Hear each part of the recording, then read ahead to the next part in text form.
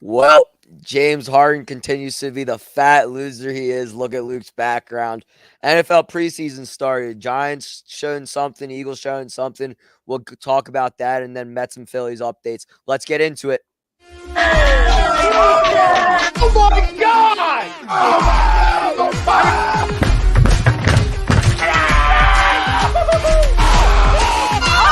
I'm embarrassed! He's flying! Welcome in. It's almost time.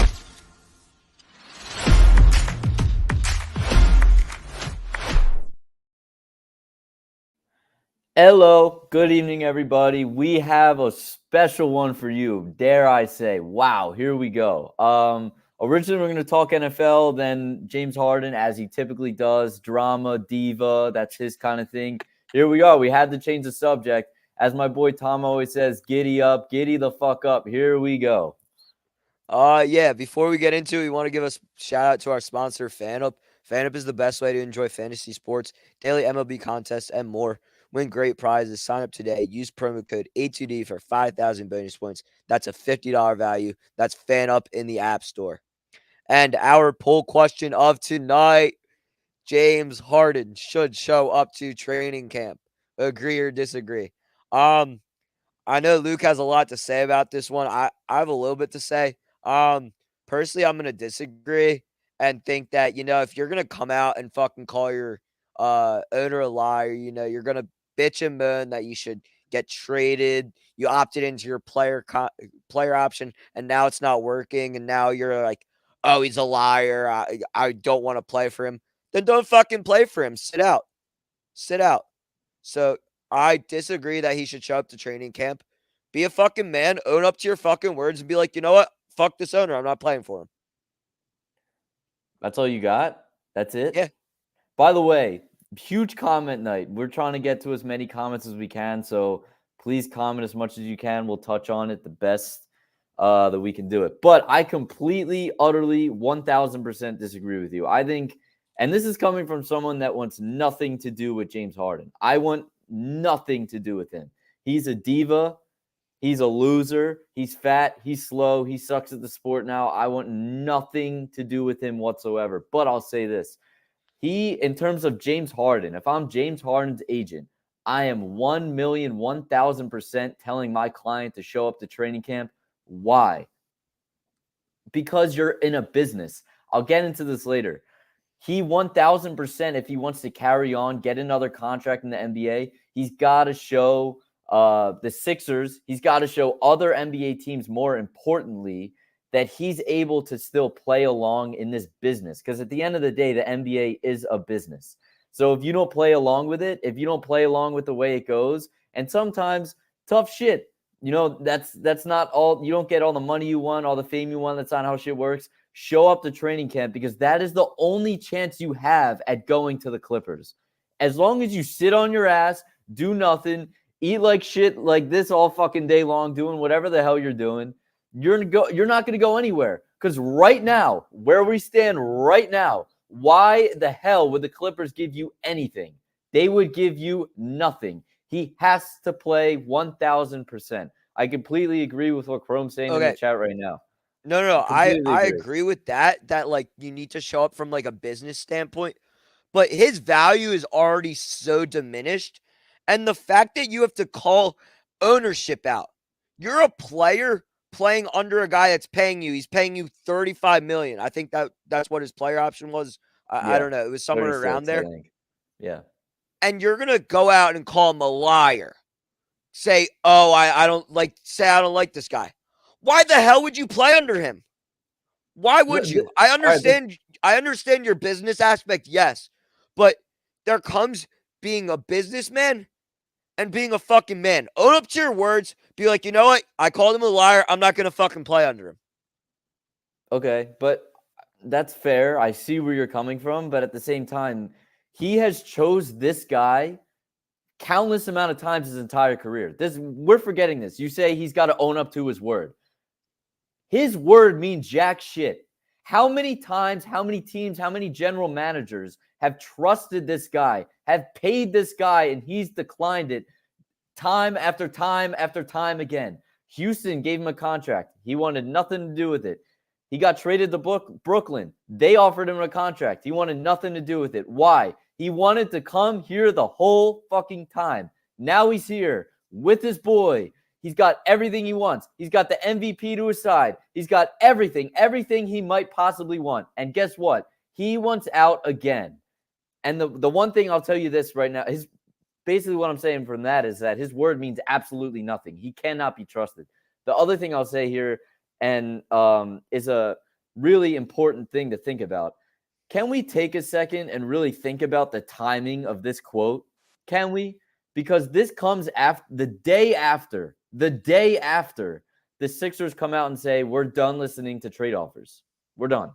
So now what he's doing now is saying, oh, Morey's a liar. Why is he a liar? Because he's not giving what you want?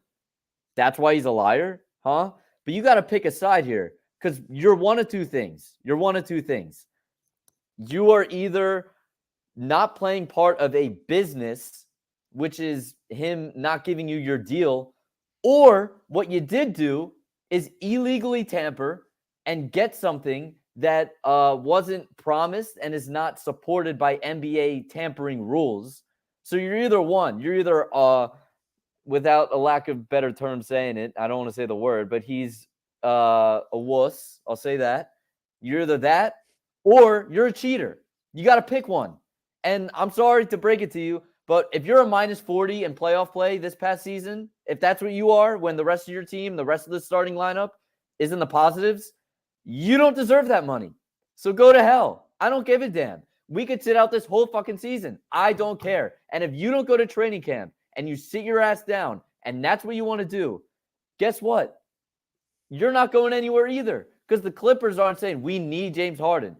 We have no That's leverage. exactly. But the thing is, after he made these comments, after he opted in, after he made this whole commotion, his value's done. It's done. All right, but let me ask. He could opt in and try and make something out of this season, and he sure as hell will not get the money that he wanted and that he deserved because he's fucking out of his prime. He's done. His career should be done. If I'm him, I'm hanging up the shoes. I'm being like, you know what? I fucked up. I'm not gonna get any money. Hang up the shoes. Go work at McDonald's, you fat fuck. Go work at McDonald's. And I'll say this. He went down like the Titanic. Yeah, I was gonna call him out at the end, like for that diss of the week thing that we kind of do. But we're hot right now. I'm gonna call him out right now. James Harden's agent. You have the audacity. You have the balls to come out publicly and support the statement that next year you think James Harden is winning the MVP. Now, I know he's in China right now, but is he for like the Guangdong Tigers? Like, who is he playing for at this point in time in the NBA that he's the MVP? Who are you lying to? So now not only is your client's word jack shit because he's been a million organizations around a million times and no one can trust him, but now guess what? Your word doesn't mean shit either because you don't believe that shit. And if you do, you don't deserve to be an NBA agent because you got no knowledge whatsoever. The hell are you talking about?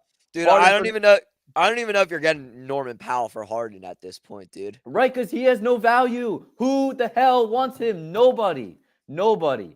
Hang it up and look like this every day. Dude, he should, you know what he should do? I was thinking about it. You know, we got one at school. We go, they're building some where I'm kind of around right now. His next business move, because he's all about the money. That's all this guy gives a shit about. Mm-hmm. I mean, winning. Winning. Okay. You know what you should do, James? You know what you should do? This picture kind of reminds me. Maybe you should become the face of Canes and just promote the shit out of Canes, fucking eating competitions, whatever the hell you got to do. I would love to see him on like Weight Watchers one day, bro. I think he would give Joey Chestnut a run for his money in the hot dog eating contest. Yeah, I mean, yeah, his nasty ass wine too. Exactly. Probably tastes like shit. There's probably food inside of that thing too. Fucking, it's probably a smoothie. It's probably just a smoothie. A milkshake or some shit in that. But yeah, to get back on the track, I will say this as well. The Sixers really, what they need is two things. When you look at a second star to Embiid, They need stability, which is something they haven't had as long as he's been around, really, which is like keeping up with the 76ers is like their own reality TV show. It's a fucking disgrace.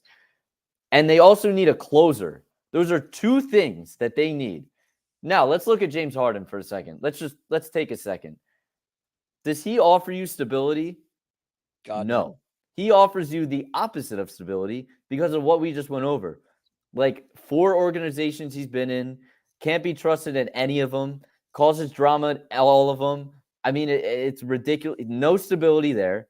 And closer, if there's one thing in terms of on the court that's been criticized around his career and what he's done, it's been the fact that he does not show up when it counts. So let me ask you this, James. What makes you think you deserve the money? I get it. Daryl might have fucked you over in some deal. Well, guess what, dude? The NBA is a business. And just like every guy in the Wall Street to the guys working at the drive-thru at McDonald's, you, my friend, are in a business. It's all the same. Suck it the hell up. You didn't get what you want. Tough shit. You got screwed on a business deal. That's fine. But you know what? You didn't show up. You didn't. Daryl Morey has a job to look out for himself, too. Now, I'm not going to sit up here and defend Daryl Morey like he's some crazy good executive.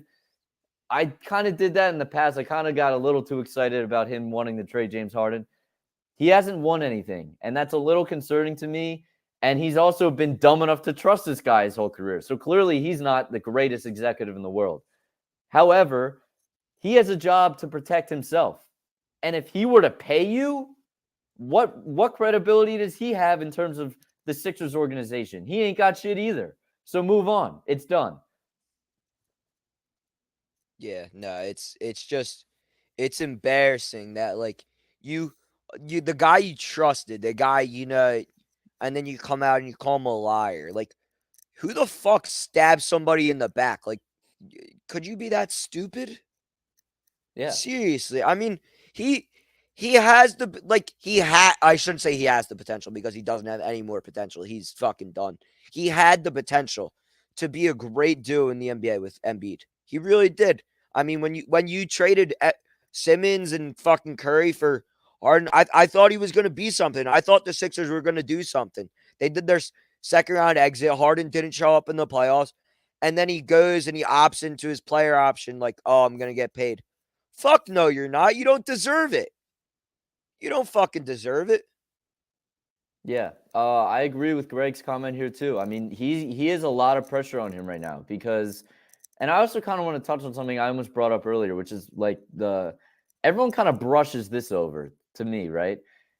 Everyone in the entire league respects Nick Nurse, and they respect his opinion as a basketball mind. He's an NBA champion, all those things. I'm not a Doc Rivers guy. I'm not. However, and I don't like saying he's an NBA champion because it was like 20 fucking years ago and he had like 4 Hall of Famers on the team. But he's been around a while to know the course of the league and get a gauge of, stars and how they act. And he's coached a ton of stars in his career. Let's take a look for a second.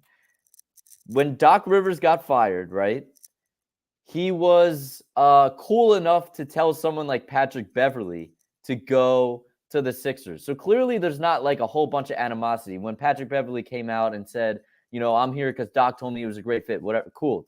Thanks, Doc. Thank you for that. At least you did something for us. But the other thing to look at is Nick Nurse. Because when Nick Nurse was in his introductory press conference, the king, Howard Eskin, he went up there. You probably don't know him. He's a Philly journalist. He's like the king around here. Been doing it for a damn long time. He asked him, do you want James Harden back on this team? He dodged the question about 20 different times, and by saying James Harden's a good basketball player. That's what he said. And then he punched it down his throat, and he finally said, sure, we'd want him back. That was telling from day one. There's a basketball mind in Doc Rivers that, said it was really tough coaching him. There was a basketball mind that you brought in, did some scouting throughout the team, coached against James Harden, Joel Embiid duo, and has been around the league a while to know about what's like coaching James Harden, and he wanted nothing to do with him. Mm-hmm. So you ask me, James Harden, you got to start when you're 35 years old, you got to start making some sacrifices for yourself. because you're not the guy anymore to drop 35 a night, be the face of a team. As I said before, you want to be the face of Canes, go ahead. You can be the face of that all you want. You're not going to be a face of an NBA franchise. Be the face of the Guangdong Tigers, whatever the Chinese basketball team name is. You could do that all you want. It ain't going to happen around the NBA anymore. You got to move on. It's done. And for me, we talk about stability. I think the closest thing we have to stability is Tyrese Maxey. And even as much as I say that, it's kind of like an if, because we still don't 100% know that he could be the second option. But in terms of a guy who wants to be here, he's a workhorse. He's working his ass off all the time. And he's not one of those idiots that like posts on Instagram. That I fucking hate that. It's like Ben Simmons is like, needs to tell everyone he's in the gym. Like, dude, you're in the NBA. You should be in the gym. Like, you've been gifted everything your entire career. Shoot a fucking jumper for once in your life. But Maxey, he's working his ass off. He's stability at its finest. He's young. We can work to see what we have. They have to build from the ground up. And if that means James Harden is traded for, as you know, Fishman said earlier, Norman Powell, great. But if he's traded for nothing and we last the whole season without him, I don't care. I'm tired of seeing him play. I'm tired of seeing these stupid-ass Harden stands on Twitter. Oh, my God, well, you would have gotten swept by Boston if he didn't show up for 2 games. Oh, my God, dude. That is the dumbest argument to support somebody. Are we kidding me? I'm not going to sit up here and tell you Embiid's some great playoff performer. I expect more out of him, too. But at the same time, he was 11 for 55 in the rest of the 5 games. Where the hell was he there? And you want this max money. You're trying to back him up as a Harden stand and all this shit. Guess what, dude? Guess what? All these guys that get that max money, they show up. They don't show up for 1 game. They don't show up for 2 games. They show up in a 7-game series. They show up for all 7 of them. That's what they do. And he ain't doing that anymore. So shut up with that stupid argument about, oh, my God, he won you 2 games and you would have gotten swept without him. That drives me absolutely crazy. I'm like, Jesus, what are we doing? Yeah, so back to the poll question. So let's say he doesn't show up to training camp. Who is your starting 5, and are you comfortable with it? Okay. You got me back on track, and I'm happy about this. Answer an honest question for me, and we did this, like one of the first episodes we dropped on here. If we have, with the current, what it currently looks like in the Eastern Conference, Milwaukee, Boston, Miami, with or without Dame. Let me ask you this, okay? If you have Embiid, Maxey, Tobias Harris, those 3 guys, you're winning a first-round playoff series because you're not bad enough to lose one. However, you're not good enough to win a second-round series. Correct? With those 3 guys, you're not winning a second-round series. That's fair. That's okay, fair take. Let me ask you this question. With Milwaukee, with Boston, and with Miami being what they are now and potentially getting better by getting Dame, if you add James Harden to that mix, you're good enough to win in that first round. Are you good enough to win in that second round? My answer to you is hell no. No. Absolutely not. No way. So the thing is, and I'll answer your take. I think honestly and truthfully, I think you have a better chance with, like you said, in the first 3 with Maxey, Harris, and Embiid, and then you had Melton to the mix and you had Tucker. Because the thing with Harden strives to have the ball in his hands. And like you said, he went 11 of 55. He loves shooting the goddamn ball. You get a guy like Maxey to handle the ball. Sure, right. Maxey isn't proven yet. We don't know we've seen glimpses. We don't know what he fully can be. But you give Maxey a chance, and this team could do something. But if you're going to go to war with James Harden, you're going to settle with James Harden, you're not getting past the second round. No, I agree with you. And I'll get to Martian's comment in a second, but I want to say this too about what you said about him loving to shoot the ball. Because there were a few games that I actually wanted him to shoot the ball more, that he wasn't shooting the ball. I remember Boston in game 3. We had that game. Embiid played well enough. It was the game where he, raised the MVP trophy in front of everyone. He played well enough. Maxey played okay. We needed Harden to step up. And that was when he had those open floaters and he was dishing them out to nobody, playing like shit, wasn't even looking at the rim, like Ben Simmons type stuff. Mm-hmm. And for me now, my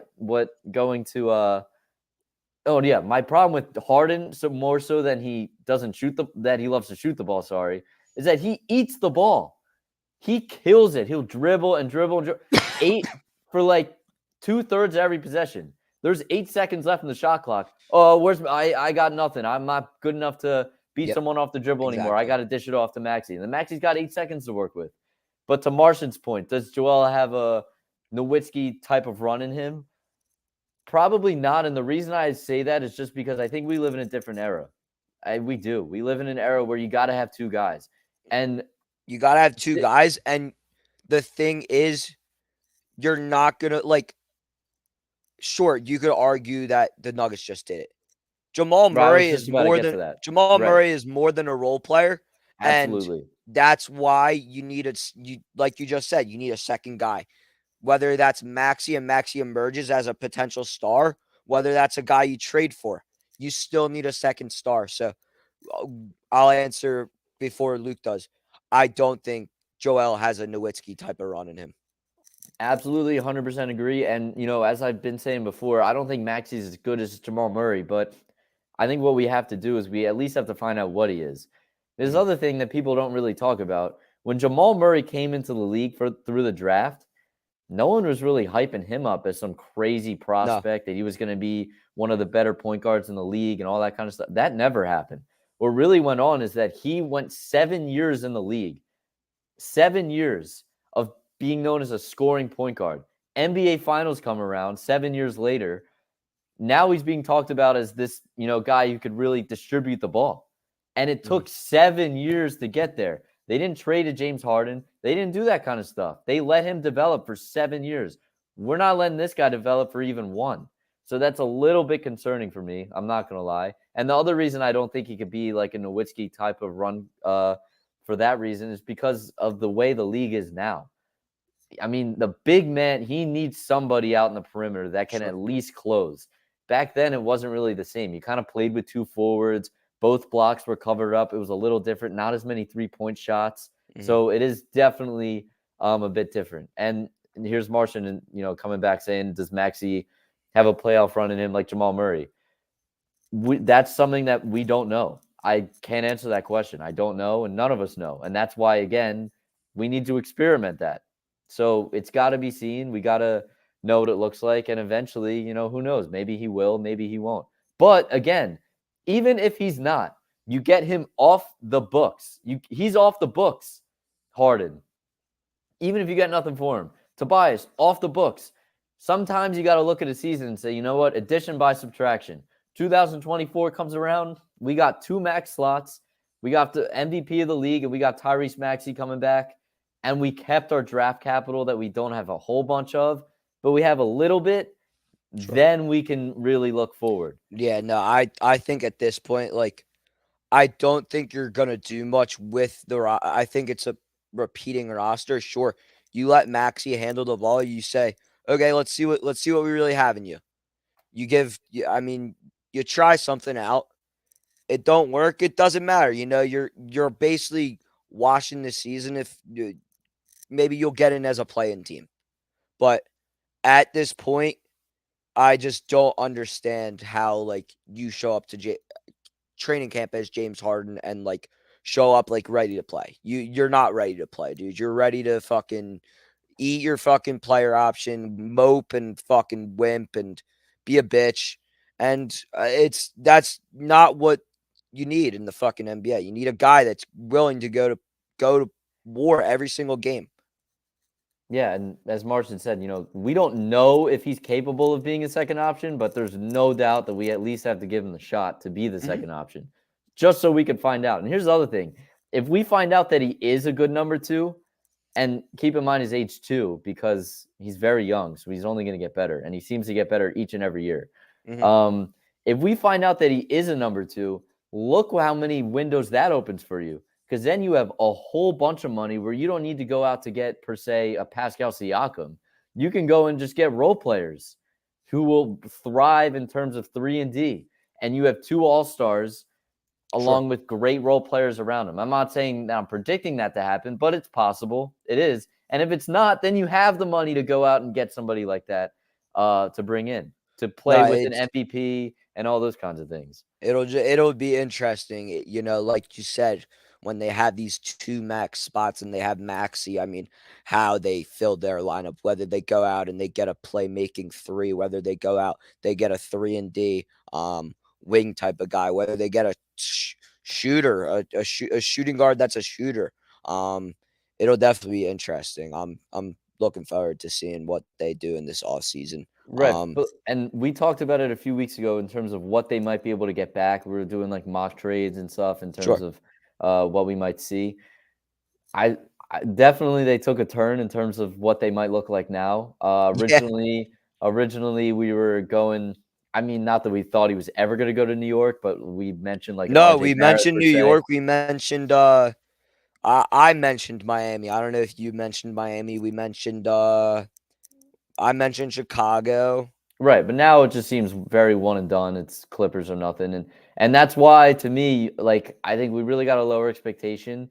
And if we do get back, if it's Norman Powell, Covington, and a pick, all right, I'm cool because this You cancer. need, I sorry for cutting you off, but you got to get something back for him. I don't care if it's literally Terrence Mann. I don't care if it's I would Bones Highland. love, dude. I would love Terrence Mann more than anything. Realistically, like obviously, I'd love Paul George and Kawhi, but that ain't Yeah, happening. So I would love Terrence Mann. That he's my next guy on that team for sure. Yeah, for sure. I truly believe Maxey is a big stage player. There were times last year that he struggled against others.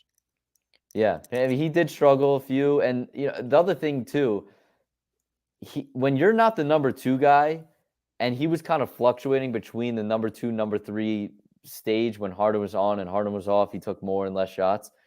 It's harder to get into a rhythm. If you give him a role every single night, you're our number 2 guy. When game's on the line, guess what? You're a guy. We need you taking the last shot because that's what he's going to thrive under Nick Nurse too. Thrive because he's into athletic, quick athletes. Like he's an he coaches Yeah, athletes. That's what he does. no, And he's an I mean athlete. that's all what Toronto was built of. Right. That he coaches athletes. And Tyrese Maxey is definitely a great athlete. Yeah, Bring 100 back million, McConnell. 1,000,000%. I would trade TJ McConnell. And in fact, in terms of who I'd rather give a max to right now, I'd rather give a max contract to TJ McConnell right now because he would shut the He fuck showed up. up. Yeah, and he would just shut up. He would go, do his role, do his thing, know what he's doing, and he'd shut the fuck up. And there would be no diva, no cancer, and none of that. It would be pure smooth sailing from here on out. And I love TJ, dude. Absolute fucking dog. No, he was something to watch in Philly. I mean, obviously he's nothing. He was a fucking role player at best, and he always will be a role player at best. But you're talking about a guy that would show up when the Sixers were they were winning 20 games a season and would show up to play every single goddamn night. And he's not the biggest guy. He's definitely not well sized, and he's definitely not the most skilled player. But he will show hustle, and that's what you need in an NBA player right now. Sure, a lot of these guys that are top 10 players, they have the skill, but you need skill and you need hustle, and TJ McConnell certainly has the hustle. Yeah, and the other, at least Moore isn't lying, but yeah, that's why this whole thing is like kind of hard to believe. I'm not gonna lie, because he's been so upfront and he's so honest with the media. Like, I don't think there's a GM that comes out on sports radio and things and blatantly tells fans like what he's thinking. He did the same thing with Ben Simmons, where he straight up said, I will sit on my ass for 4 years if that's what it takes to get me a good return. Mhm. And that's exactly what he did. So he's blatantly honest with the fans. And it's hard to imagine that he would lie to a guy that he's been so buddy with his entire career and has kind of bent over his whole career. But even if he is lying, again, you don't deserve the money. So that I don't care if he's lying or not. That's a business move. Last point on Harden. We've touched on it before. you mentioned it just now, actually, about, giving guys more touches because he, takes a lot of shots and he eats the ball, that kind of thing. Sure. Tobias Harris, currently, say what you want about him, but he had his lowest usage percentage of his entire career. He's been in the league for a damn long time. He's an NBA veteran. And say what you want, when he had his own team, he put up 20 points a game. So the guy could score. He could score at least a lick, a Yeah. little bit, He got the lowest usage percentage of his entire career. Yeah. And I get it. We want to meme him a lot, like the crumble cookie thing and his dad and agent coming out saying he's assassin scorer. I'm not going to go all there. I completely agree in terms of that kind of stuff. But I'll say this too. And you ask me, who's been the more consistent players year in and year out in the playoffs for the Sixers? Embiid's been kind of wishy-washy. Maxey really hasn't been getting that spotlight, so we don't really know. Jimmy Butler was consistent in that playoff series. Ben Simmons was never consistent. James Harden, damn sure is not consistent. Role players through the many, many years we've had have not been consistent. Tobias Harris, every year, has shot around 50%, has been their best defender. Oh, he'll give you 15 points a game. Yeah, he has given you, in terms of like, I could show up to a playoff game and be like, you know what? I think Tobias will give me 12 to 15 and he'll play good defense. He did that every single night in the playoffs. Mm-hmm. And he gets shot on a lot because of his contract. That ain't his fault. That is not his fault that he's making all that money. Don't blame him for that.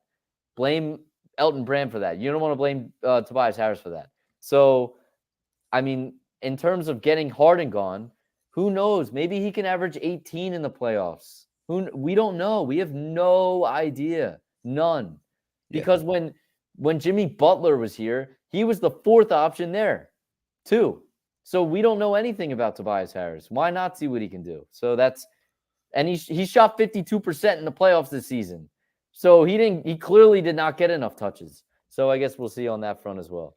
Yeah. All right. Enough of this fat bastard. Let's kick it to commercial break. Hey, Birds fans, the NFL schedule has arrived and Philly Sports Trips has all the details now. Visit the site phillysportstrips.com. This is sure to be an epic season. Be sure to go there now to make sure that you don't get shut out. Join us in Tampa, LA, Seattle, or when we get revenge in Kansas City. Don't want to fly? No problem. Gather up your crew and hop aboard one of our signature boisterous bus trips to DC or New York. Sign up now and make sure to mention A2D. Don't miss out on the best Philly fan experience anywhere. Philly Sports Trip customers always stay at the best hotels and meet NFL legends. Book today. Shout out Philly Sports Trips. They are our friends. They are the best in the business. Eagles got a crazy road trip coming up. Hyped up season. We'll get into it a tad bit later about the Birds. So go check them out. And the Phillies, we're still rolling. They got a whole bunch of offers to go catch them as well. So yeah, let's move on now. Yeah. Want to touch on Marshawn Lynch's last comment before we get into NFL preseason talk. I honestly wouldn't be surprised if Morey pulls a Dame trade for Harden. Dude, you are. I would be. That guy isn't worth more than a bag of chips. You're not trading him for a Dame. You're crazy for that. He's probably being sarcastic, but appreciate the comment. Keep tuning in. Yeah. Keep him coming. All right, NFL preseason. I'll talk. I'm gonna talk Giants real quick. You can talk Birds, and then we'll get into more like general talk. So for the Giants, lost 21-16 to the Lions. We're leading a lot, and then let up a late touchdown in the fourth. Bit of a disappointment, but I watched very closely in my notes. John Michael Schmitz, our center out of Minnesota, looked pretty good. Finally getting first team reps. There was a lot of notes that he was not getting first team reps at first. It was brightest in at center. But he's finally getting the first team reps and he looked pretty good. Allowed minimal pressures to the quarterback. Trey Hawkins and Jason Pinnock. Trey Hawkins, defensive player of the year. Jack Jaskolski said it earlier. He definitely won't win defensive player of the year, but he's definitely a defensive rookie to watch. I mean, you talk about a guy that's a fifth rounder and is now probably going to start on they're not. I wouldn't call them a playoff team, but they're a borderline playoff team. It's going to be pretty interesting to see what this secondary becomes. Jason Pinnock had an interception. Dame Bellin also had an interception. This secondary lost a lot. Lost Julian Love. Your cornerbacks aren't really that tough. I mean, you had Adoree Jackson this last year. It'll be interesting to see what they make out of Deonte Banks and Trey Hawkins. I actually just read today they might try Adoree in the slot, which would be interesting. Cole Beasley looked great out of the slot, actually. Very surprising. He's like 33 and he's still doing it. He played in the Sucks that he was preseason game? Yeah, no, he played. He had 4 Wow. receptions for 33 yards, I Wow. believe. Yeah, caught all of his targets. Was actually very surprised. Fuck him though, because he's a Cowboy, but we'll see what he can do. True. Do we have depth at the edge? I mean, the Giants are pretty thin at edge. They only have really have Thibodeau and Azeez Ojulari, but we saw glimpses out of guys like Baldonado, Tamon Fox, and O'Shane Zimenez. Fox with 2 quarterback hits, Baldonado with a sack, and Zimenez with a quarterback hit. Luke's probably looking at me like I have 3 heads right now because I just said a whole bunch of random ass names. But it'll be interesting to see what the Giants can do with their lack of depth at the edge. And then my last note is contain Jameson Williams pretty well. We didn't see Amon-Ra, and Amon-Ra is I would say a borderline top 15, maybe even you could argue top 10 receiver. But Jameson Williams isn't all that bad, and it's still is an accomplishment. Small baby steps with this secondary, very young secondary. So that's all I have. Luke, what do you got from the Eagles? Yeah, I mean, first of all, Birds, shout out Sean Bradley. Really brutal injury to lose. You're probably one of your best special teams guys in the preseason, and you can sweep that under the rug all you want. The Eagles, if there was one negative to that last year's team, it was special teams, and he was a bright spot in it always. So I'm a little bit worried about it going into the season, punter-wise. I get it. It's punter, so we're really reaching. But again, I guess we'll see how that looks going into the season. But Jalen Carter, he got minimal reps in that game. But the first rep he got, he was sweep through, boom, right to the quarterback. And in practice, people are saying he was the best player on the field, including Myles Garrett and all those guys and all the guys we already have. Really, really, really liking what I'm hearing about Jalen Carter, but again, minimal reps, so we'll kind of see what it looks like. Kenny Gainwell, RB1, Zach Miller in the comments says that. We'll see. I also really liked what DeAndre Swift looked like in that few touches he got, and he looked really explosive, and I'm excited to see what he looks like behind a real Detroit is a good offensive line, but around other threats around him pretty much, essentially is what I'm saying. And Keely Ringo showed some highlight. To me, I was really shocked that he fell to round 4. That I still don't really understand how that happened. He was a corner out of Georgia, right? Yeah. Is he going to start day 1? Definitely not. But he's a project, and he is fast as shit. This guy flew all over the field. Could work on his ball skills a little bit, I guess, would be the downfall for him. But in terms of working behind 2 guys and learning behind him and Darius Slay and James Bradbury, I'm excited. Who knows, a few years from now, you never know. It could be a project. I'm excited to see from him. Absolute steal. Sure. Even if he's not great, to get him in the 4th round is crazy. I don't really understand that at all. Nolan Smith, I kind of hyped him up a lot in my head, I feel like, and I deserve some blame on myself in that part. But for me, he looks raw, and that's not to say he's a bust at all. I think he's really, really talented. He reminds me, and everyone says it, he reminds everyone a lot of Hassan Reddick. He's capable of playing off the ball linebacker. He's great pass rusher, speedy, smaller size, that kind of thing. But he looks raw. But I think more touches, more snaps, he'll get there. And the other thing is with Brandon Graham and Josh Sweat and Barnett and all the guys we have, he doesn't really have to make the biggest impact day 1 anyway. And the pass rush they have coming up the middle. So I'm not concerned. I'm excited to see what he looks like day in and day out. But a little raw, but we'll see how he develops as well. Greg Ward looked unbelievable in that preseason game. He looked like 2019 Greg Ward, where we were beating the shit out of the Commanders with Wentz and we snuck into the playoffs as like 8-7 team or whatever the hell it was back then, 9-7, whatever it was, pretty crazy. So we'll look to see if he makes a team. If not, he'll probably be a practice squad guy and fluctuate between the 53-man roster and practice squad back and forth. Sure. But yeah, and Hurts, shout out Hurts, Jumpman. He just signed with Jordan today, dropped a sick ad. It was pretty cool to see. And he's always wearing those Air Forces and shit all the time. Pretty cool to see. So shout out to him as well. Yeah. So some general notes. I don't know what you have, if you have anything. Dalvin, crazy signing. I mean, you talk about Breece Hall. He was on fire this past season before it tore his ACL. And sure, ACL is a very gruesome, and it's a hard to come back from injury. I won't lie, but he didn't really have much behind him. I'm pretty sure he's still on track to make a week round recovery, which is unbelievable. But to bring in Dalvin Cook and say, you know what, Breece Hall, you played great last season. You might be on the shelf this year. It's a bit weird to think about. You know, they were very high on Breece Hall. They had a lot of optimism about him, and then Dalvin Cook, a top 10 running back, you bring in, and it's like it diminishes his value a whole lot.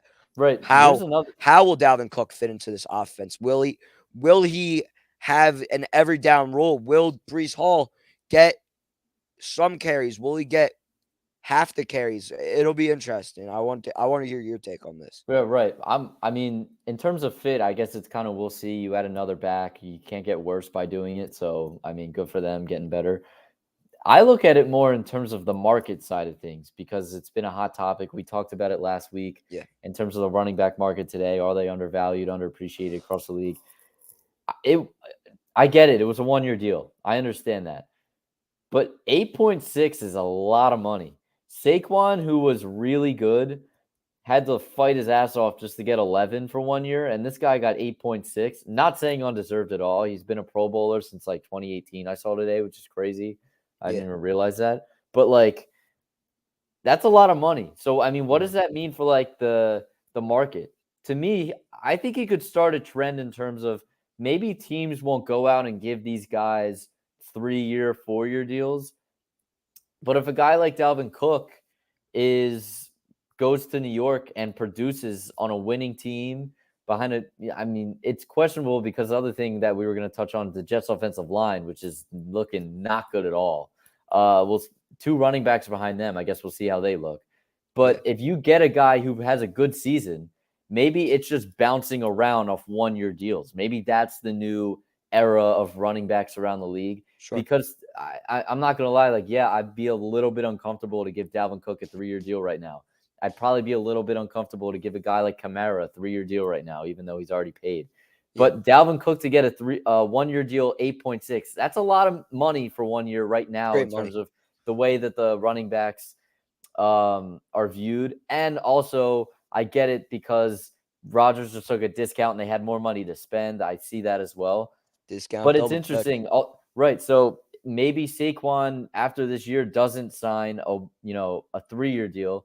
Maybe they just up his money and say, we'll give you like 1 year, 15 or 16, which is a whole lot of money, but it's 1 year. Crazy. Right. But that, to me, if I'm Saquon, and I don't mean to get back into Saquon talk, but like, that's the only thing that would prevent me from taking a 3-year deal. That would be the only thing that would keep me from doing that. Sure. Is you being like, give me 16, 15 million right now. I need that from you right now. Maybe that's the next era of running back. We'll see. No, you bring up a good point in that he did get a pretty big bag. I mean, like you compared it to Saquon, got 11 for the 1 year, and Dalvin. And he's more than $3 million better than Dalvin. And I understand that they have more money to spend. But no, 100%. It's just a very interesting signing. I mean, I kind of figured he was going there all along, but I wonder if what triggered it, and I'll get to that right now, was it the Zeke signing that was like, you know what, I got to get off the market. I got to sign with a team. Maybe. Zeke, Wait, didn't he I get read today 6? it was 2 million salary base, Oh, okay. 1 million signing bonus, and then up with that, it was up to 6 million in incentives. Okay. Now, you're talking I don't know if 8.6 is with all the signing bonus and with the incentives, or if it's base salary. If we're talking base salary, which I don't think it is, Yeah, I don't think it is. that's that's $6 million in difference.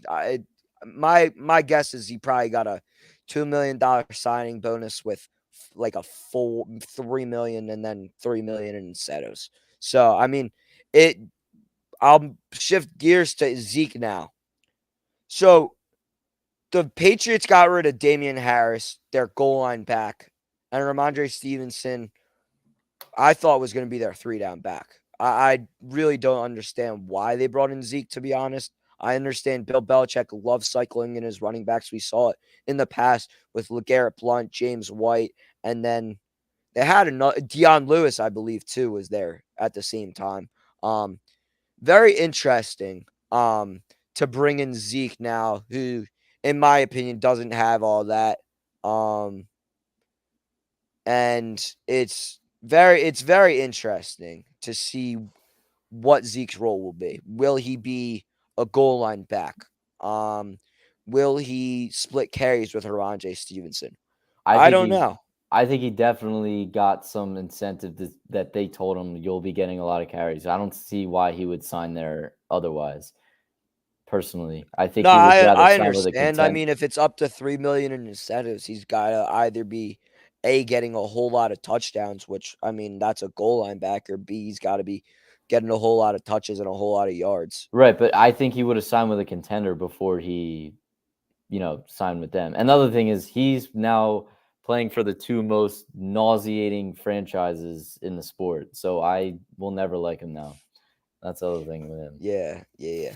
All right, and other preseason notes, these rookie quarterbacks didn't look all that pleasing. We saw Stroud not be too well. We saw Bryce Young not too well. Anthony Richardson saw not like I can't defend him. The They're best horrible. one, I'm not even gonna take I'm not gonna judge him even this regular season. I mean, they're not good. He's so young and no. raw that I'm not at all judging him, yeah, but no, I'm I get what you're saying. saying this rookie quarterback. I mean, obviously they played maybe one drive, maybe two drives. The best looking one, Stetson Bennett for the Rams. Look at him. I mean, you're talking about a guy that was drafted in the 5th round behind Sean Clifford. Shout out Sean Clifford, by the way, threw a touchdown pass in his first preseason game, also threw 2 picks. Just he did he was very interesting in his first preseason game, and I'll leave it at that. Stetson Bennett. In other notes, Pickens and Dotson looked like emerging receivers. We'll see what they might be this season. Will they produce in the regular season? And yeah, my last note, I don't know what Shanahan's comment was, but Trey Lance deserves a stab at the starting role. Uh I don't know.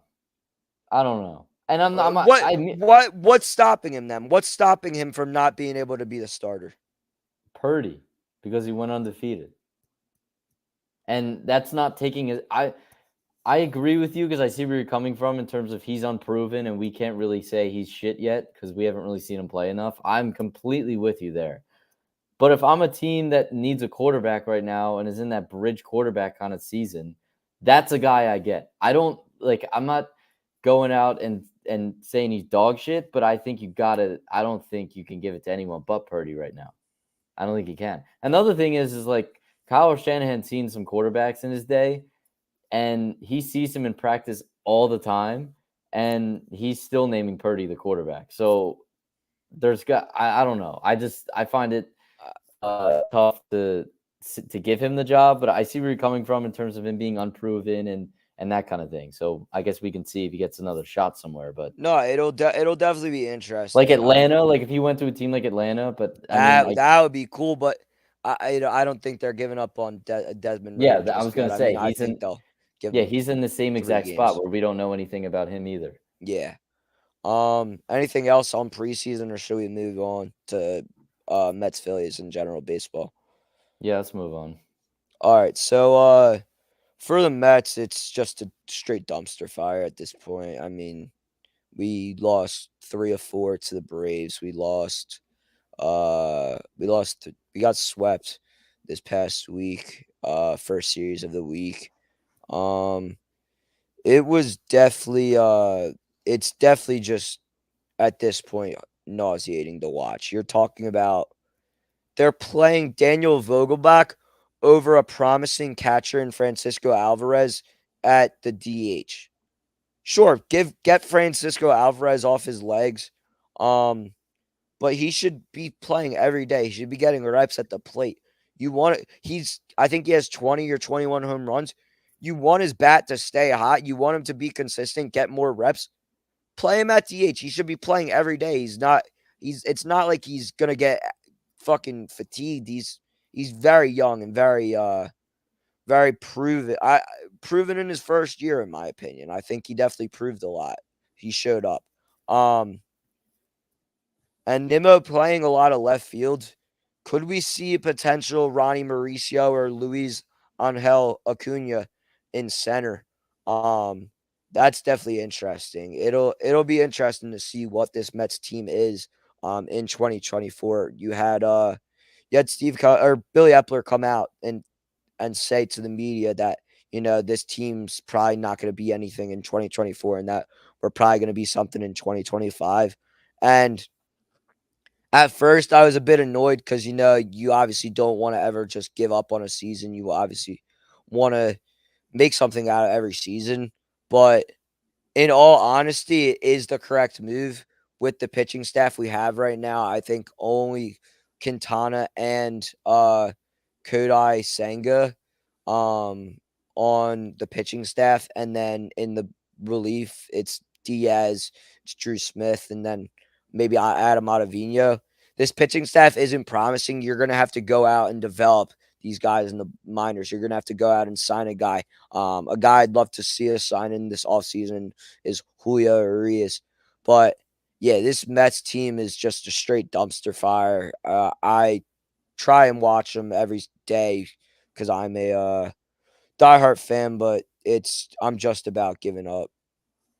Yeah, I can't blame you at all. Phillies, I caught a bit of what Tom and the boys were saying on Sunday night.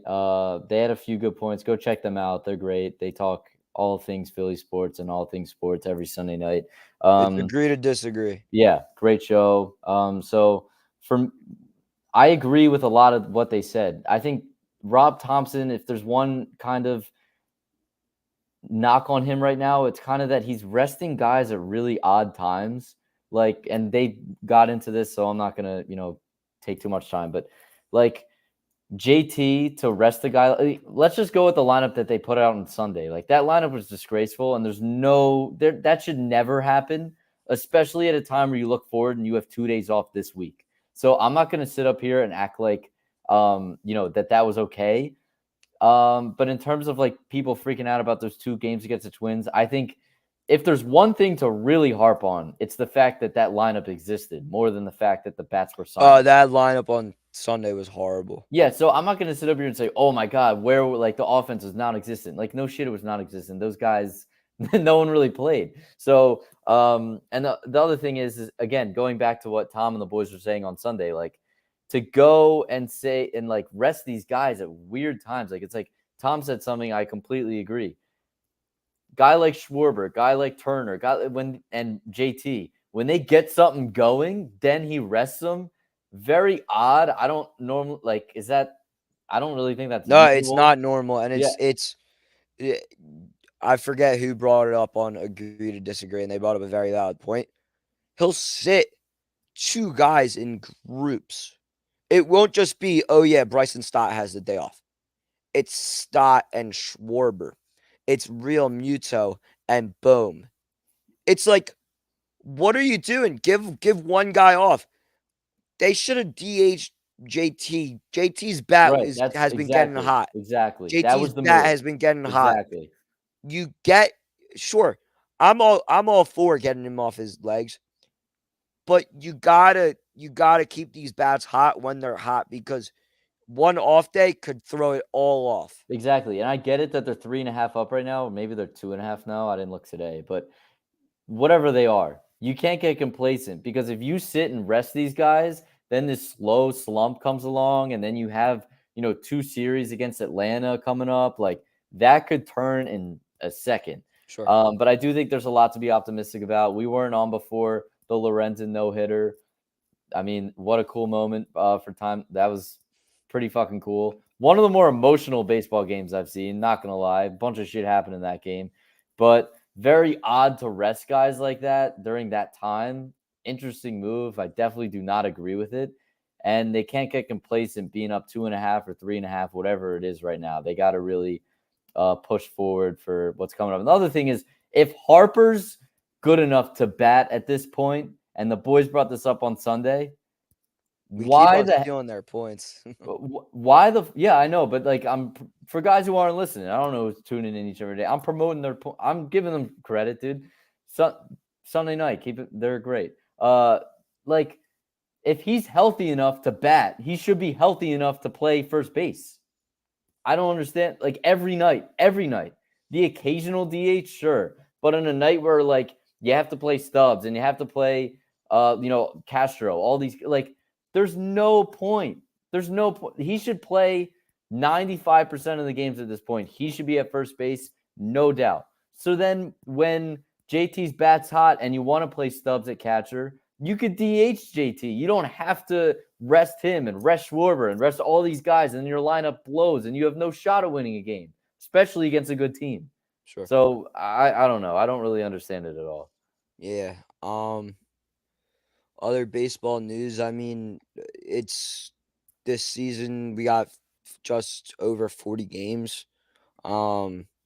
This AL picture it's getting a little murky right now because you have the Orioles are starting to take well, I'll answer this question or this comment from Patrick O'Donohue. Stott is the best Philly. Agree or disagree? At this point in time, yes. He's not the best, but he's definitely the most consistent. At this point in time, yes. I don't know. Cassie's performance. been pretty fucking good too. Cassie's been pretty fucking good too. Casty hasn't been that good recently. No, I yeah, have to no. Whoa, what planet are you been on, dude? He just started finding his groove again. Right, I'll give him that. And he had a good first 70 games. Then he had like I wouldn't say a slump, but he wasn't as consistent.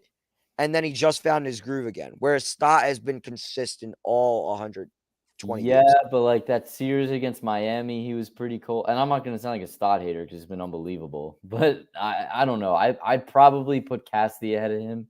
And everyone at their best, obviously, it's Bryce. But right now, we're not in that world. Yeah. But moving on.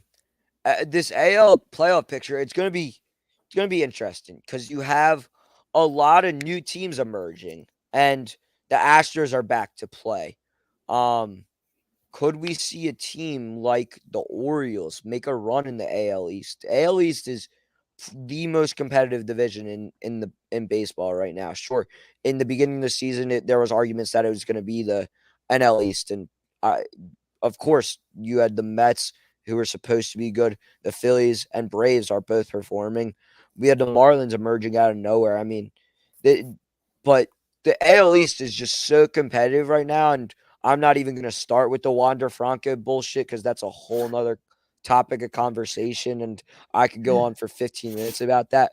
But you're talking about the Rays, the Orioles, the Yankees haven't been the greatest. The Blue Jays are pretty good, and the Red Sox are mediocre. But it's going to be interesting to see what this playoff picture will be. But I just I don't feel see like the anybody Yanks got. stopping the Braves. Yeah, I think the Yanks got no shot. Off topic point, but No, whatever. Abysmal. I don't think they have any shot either, No, I especially in mean such a competitive division. no, I'm saying it in the wild card even. No, Like playoff wise. I think they're yeah, done. Yeah. yeah. All right, let's get into our shout out of the week and then we'll sign off. Um my shout out of the week, I said it in the beginning of the show to Luke. Um and we'll probably touch on it next week when we go dive into college football a little bit and also get into our top 10 receivers like we said we would this past week. Um but my shout out of the week is going to go to Penn State. We're returning back Thursday. Can't wait. We'll actually be in the same room, same camera. But yeah, shout out to Penn State. You know, it's looking promising this season. You got a whole lot of young guys. Nick Singleton and Katron Allen showed you what they can do. Drew Aller played in minimal games, minimal opportunities, but he showed you what he can do. This defense, you got Abdul Carter, a young, promising secondary with Kalen King, arguably the best corner in the league. Number 7 rank. It's pretty good to start off. Will they split the season series with Ohio State and Michigan and possibly be a playoff team? I sure as hell hope so. I would love to see Penn State in the college football playoff. There would be actually, I shouldn't say that. There would be a couple things that would put a smile on my face more than that. But Penn State in the college football playoff, something to watch. But yeah, Penn State, my shout out of the week. Luke, what's Yeah. yours? I struggle with one. I couldn't really come up with Come on, dude. There's an uh, easy one no, as a Phillies fan. as a Phillies fan, really? I don't This past Thursday, okay, Lorenzo. I shouted him out pretty much already, but everyone's shouting him out, so that's like a cheap shout out. Everyone talks that's about that. fair. That's I'm fair. good. I don't need to do all that. To me, I'm gonna shout out somebody that could potentially be getting his bag, kind of sports related, kind of not sports related. Michael Orr. I don't know if you've seen that fucking crazy story about the Blindside movies coming out, saying that it was some fake shit that was reported in that movie. Not all that was true. He's coming out with some book and all this stuff. So I didn't read it, but like, what was the gist of it? Like, what came out?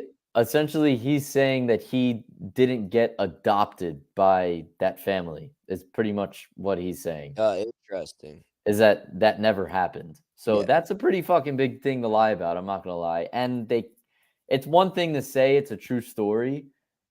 And it's one thing to be like, well, there's a few, like, we're doing this for filmmaking and entertainment and that kind of Sure. shit. So very odd that that's happening. But shout out to him coming out with a book.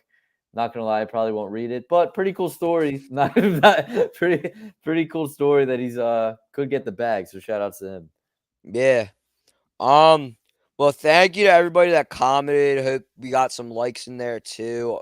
Always like and subscribe to A2D Radio. There's shows every day. If you don't like ours, you'll definitely like somebody else's. And just keep on coming back. We want to give a final shout out to FanUp, our sponsor for tonight. FanUp is the best way to enjoy fantasy sports, daily MLB contests, and more. Win great prizes. Sign up today. Use promo code A2D for 5,000 bonus points. That's a $50 value. That's FanUp in the App Store. Thanks again to everybody for showing up, commenting. We loved interacting with y'all and keep coming back every Monday at 10:30. Like I said, we'll be getting into college football next week. We'll be getting into the top 10 receivers. 1 week closer to football season. I think we're about a month away. So yeah, Luke, any final thoughts?